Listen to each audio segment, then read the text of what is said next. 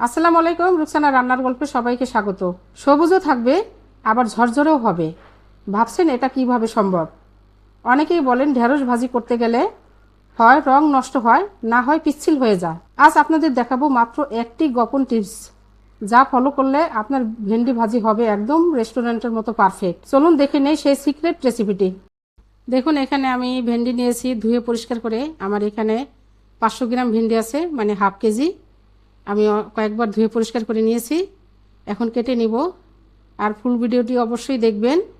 আমি একটা secret tips দেখাবো, যা দেখলে আপনি অনেক সুন্দরভাবে ভেন্ডি ভাজি করতে পারবেন, কখনোই পিচ্ছিল হবে না। দেখুন, এই যে আমি কেটে নিয়েছি, অনেক সুন্দর করে একটু চৌকা চৌকা করে কেটে নিয়েছি।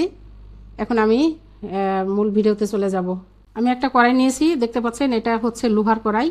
এটা কিন্তু হাইজেনিক। এটার মধ্যে ভাজি করলে বা তরকারি রান্না করলে স্বাস্থ্যের জন্য অনেক ভালো। এখন আমি তেল দিয়ে 2টা শুকনো মরিচ ছোট করে টুকরা করে দিয়েছি। একটু লাল লাল হওয়া পর্যন্ত ভেজে নেব।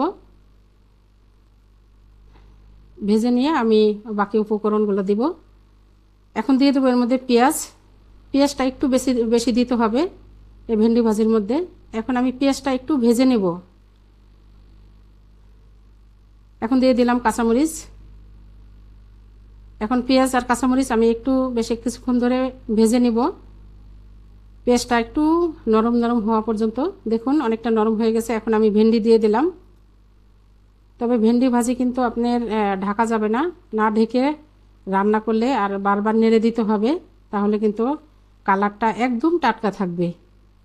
আর ভেন্ডি কিন্তু এমনি কাঁচাও খাওয়া যায়। এটা এমন একটা সবজি, তো এটা অনেক বেশি ভাজি করতে হয় না। কালার নষ্ট যাতে না হয়, তাতে কিন্তু স্বাস্থ্যের জন্য অনেক ভালো। আর আমি কিন্তু আরেকটা জিনিস দেখতে পাচ্ছেন, লবণ কিন্তু আমি প্রথমে দেইনি। এটাই হচ্ছে আমার মেন টিপস। লবণ আপনার ভাজি যখন 50% বেশি হয়ে যাবে, নামানোর বেশ কিছুক্ষণ আগে লবণটা দিতে হবে, তাহলেই আপনার ভেন্ডির মধ্যে কখনোই পিচ্ছিল হবে না। এটাই হচ্ছে মেন টিপস। দেখতে পাচ্ছেন আমার ভেন্ডি কিন্তু একদম ঝরঝরে হয়েছে। তো আপনারা কিন্তু এভাবে ফলো করে দেখতে পারেন, একদম ভালো লাগবে খেতে।